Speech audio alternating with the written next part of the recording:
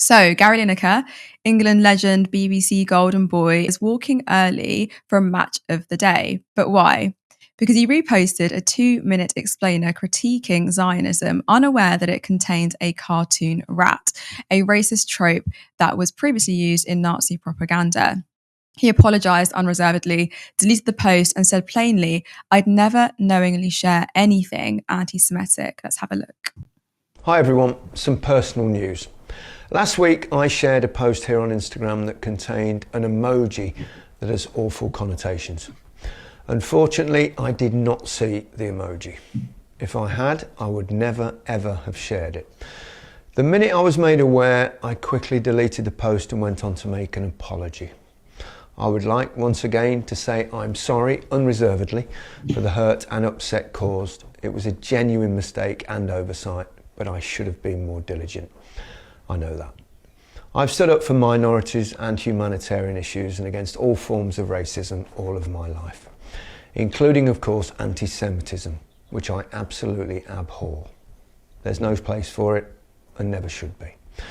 So I think it's best for all concerned that I step down from BBC presenting duties altogether and not do next season's FA Cup or World Cup.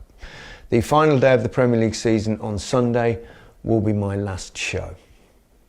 It's been a pleasure and a huge privilege working with the BBC for 30 years, especially hosting Match of the Day, a programme that is so close to my heart and an integral part of my life. I'd like to thank all of the quite brilliant, talented and lovely people both in front and behind the camera that I've worked alongside for 3 decades. You're an absolute best.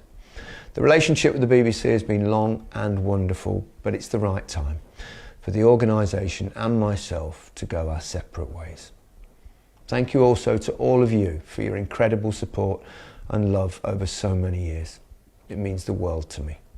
I'll see you all on Sunday. I mean, as heartfelt as that was, that apparently wasn't enough. The BBC's top brass, yes, the same BBC chaired until recently by the Tory donor Richard Sharp, rebuked him publicly. Director General Tim Davie barked afterwards and said this: "The BBC's reputation is held by everyone, and when someone makes a mistake, it costs us." A petition launched by the Campaign Against Antisemitism pulled in over 10,000 signatures demanding that he be sacked. And whilst he was already planning to step back after this season, now he's gone altogether. FA Cup, 2026 World Cup, the lot. His final match of the day airs this Sunday. But let's be real, this wasn't about an image, this was about Gaza, about Lineker daring to amplify Palestinian voices, about him retweeting criticisms of Israel's military onslaught and refusing to be cowed. The rat cartoon, it was from a pro-Palestinian account attacking Zionism, not Jewish people. And I'm going to say it again, Zionism, not Jewish people. It feels like deja vu.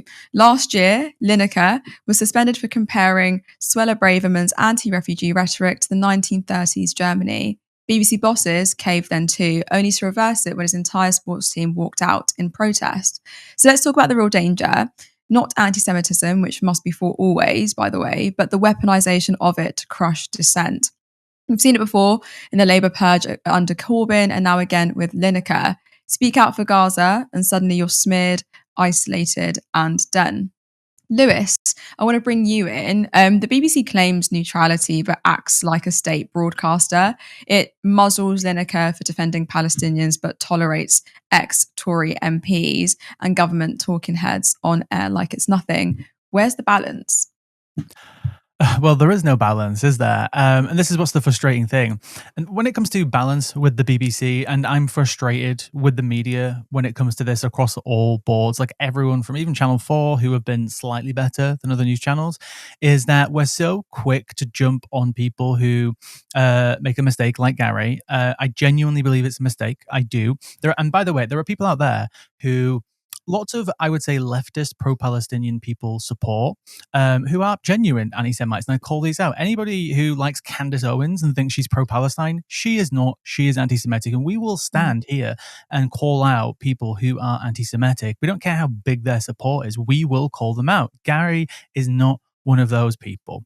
And what's frustrating with this idea of balance is that In these conversations, whether it's in Question Time or BBC News, we constantly forget to add context to things, and it frustrates me. The fact that when we have these conversations, we have got a record up to about 500 different instances of Israeli ministers, cabinet ministers, and Israeli figures throughout Israel and other pro-Israel supporters literally inciting genocide. Not something that could be interpreted as inciting genocide or harm or war crimes, literally inciting it. And then we forget that Benjamin Netanyahu is currently on trial for his life, and that's the reason why the war is ongoing, because he wants to stay in power. But for some reason, every time we have the conversation about Gaza, about the West Bank, about any of these occupied territories, or anything that Israel's doing, we somehow forget the context from which this war is happening, who is leading this war. But heaven forbid if somebody reposts something on social media which has a rat emoji in it. And I get it. And what's been interesting is that I only learned about the rat thing about a year ago. And I think just before we had this call as well, some of us were talking and saying, I didn't know the rat thing was associated. And I think that's fair. There are many tropes which people are well aware of, things that are strictly anti-Semitic, right? We could talk about, the classic conspiracy theories of who controls the world, banking, media, all these conspiracy theories which are ridiculous in many ways. However, there are certain things out there which are anti-Semitic, but not knowingly. And the fact that he gets this media storm and this media backlash and this pressure, when you've got people out there like Suella Braverman, when she was in power, using replacement theory, which is anti-Semitic, using the term cultural Marxism, again, anti-Semitic conspiracy theory. Just Google that term. Literally the first thing that comes up, this is an anti-Semitic conspiracy theory. And she doesn't lose her job. She loses her job over something else, twice, might I add. It's just frustrating. It is incredibly, incredibly frustrating. And I've got so much more to say about this, but I'll let you go again because I will just keep going. No, I'd want you to keep going, but you're absolutely right. And I think we speak about all the time on this show, right? There's conflation between Zionism and Judaism, and people are struggling to discern between the two. So I guess my next question to you is this weaponized outrage? Like, how do we actually distinguish real anti-Semitism from attempts to stifle criticism of Israeli policy, and who actually benefits from that confusion in the end? Yeah, so this is the hardest part when it comes to anti-Semitism specifically, is there's the old conspiracy of, Jewish people control the world and the media. Not true at all in any way. There are circles of influences. There are people in power who have obviously sympathies towards Israel, but the idea that they directly control it in any way is completely ridiculous. However, Benjamin Netanyahu, again, go back to my previous point, is currently on trial in Israel for corruption and bribery linked to media news channels in Israel, for working with them to get favorable coverage for himself, his party, and his wife, and also to push down competition of news channels who don't like him. So yes, when you talk about these things, you have to be specific, you have to be nuanced, because there are things out there. Currently, Benjamin Netanyahu and his team are currently also being investigated for another corruption trial related to Qatar. Nothing to do with Donald Trump's £400 million jet, by the way. It's to do with Qatar paying Benjamin Netanyahu's team money to them to go to journalists, one from the Jerusalem Post has been accused, and a few other people, to give Qatar favorable coverage. But this is not anything different than what any other government has done, past or present, right? Like, these things happen all the time. Governments work with media, governments influence things. But because obviously you have this tied notion of anti-Semitism into certain tropes, it makes it harder to navigate these conversations. And if you don't know the specifics and the actual details, it's very easy to be accused of being anti-Semitic unless you know how to navigate those conversations. And it is very hard to, because these things aren't really often reported in Western media in many ways. Most people, I think, are aware Benjamin Netanyahu is maybe on trial, but most people don't know actually for what. And this is where you need to be really careful, because things that you say can sound like classic anti-Semitism if you don't know how to explain it to people. And this is where things get frustrating. And you have to kind of tiptoe, and you have to be careful, and you have to be nuanced. And one slip up, especially from somebody like Gary Lineker, it's going to have 1,000 spotlights on it. And that's the issue, and that's the problem that we have. Completely agree with you, and I'll keep reiterating it. People need to learn to discern between Zionism and Judaism. And obviously, I missed this whole Gary Lineker story. it seems like people are really, really against him. I want us to check out this video from Jonathan Sakadotti. I think I'm saying his name right. Hopefully I am. He's a journalist and he called into the LBC. Let's check out the video. Television or on the radio or on Twitter to commentate about the World Cup or the Euros.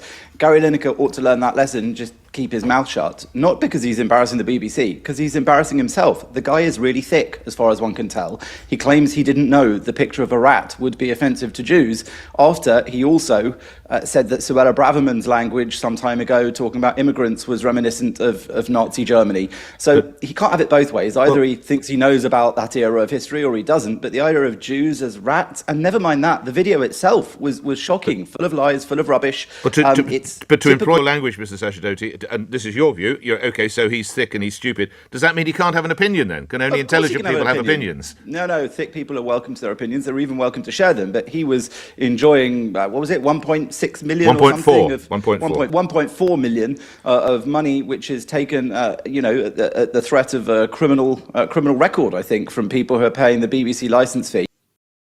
Oof.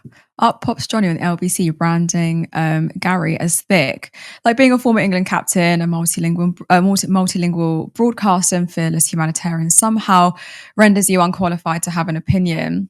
Sorry, but if we're handing out tests on intelligence before people can speak on Gaza, half of Westminster should be rendered mute. This is the same tired elitist drivel that says, stick to football, Gary, we don't need your opinion. But let's be honest, what they really mean is don't challenge power. Because Lineker didn't say anything thick. He said something dangerous to those invested in keeping this debate one-sided. And now, instead of debating the content of his message, they're attacking the man, hoping we won't notice the moral cowardice of that move. Lewis, I want to bring you in after that video and get your reactions. But what does the backlash against Gary Lineker's political commentary reveal about societal attitudes toward public figures who step outside their traditional roles to engage in activism? Yeah, it shows so much, because when we see the stories and footage and information that we get from Gaza, from the West Bank, and anywhere else that Israel is committing atrocities, we don't have the same knee-jerk reaction. I think the public do, but I think the way certain pundits, certain figures, certain people in the media, certain politicians will obviously shine a spotlight on the people that they oppose and the enemies that they have, right? We see these horrific stories, and again, I'll just tell it, right? Does everybody remember the humanitarian workers that were found in a mass grave just early last month?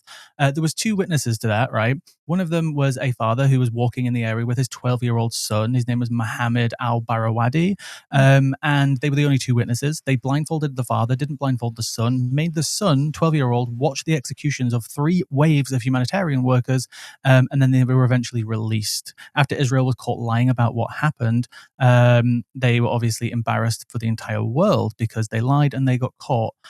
Just yesterday, the 12-year-old boy was assassinated on a fishing boat just off of the coast of Gaza. Coincidence that the 12-year-old boy, the only eyewitness to the mass grave found in Gaza, was assassinated? I can tell that story and I can scream it to the camera and people will be outraged.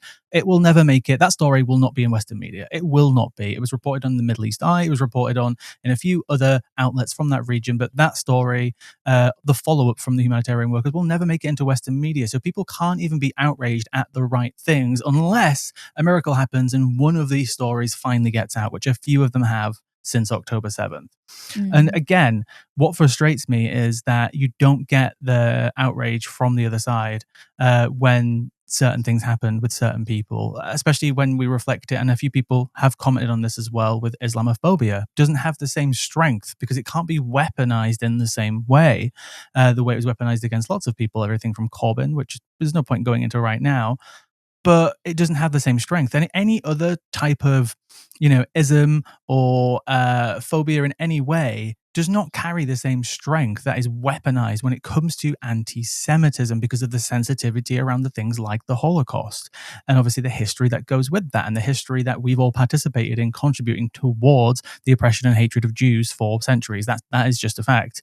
Yeah. But for some reason, any other group, does not carry the same outrage. And it's incredibly frustrating. It is frustrating. It is. And I feel like I could speak about this for a really long time, but there is one thing I want us to just unpack really quickly. But this whole idea of BBC's impartiality, how does this make the BBC look if they're kind of trying to push Gary Lineker, or they pushed Gary Lineker out of his role at the BBC.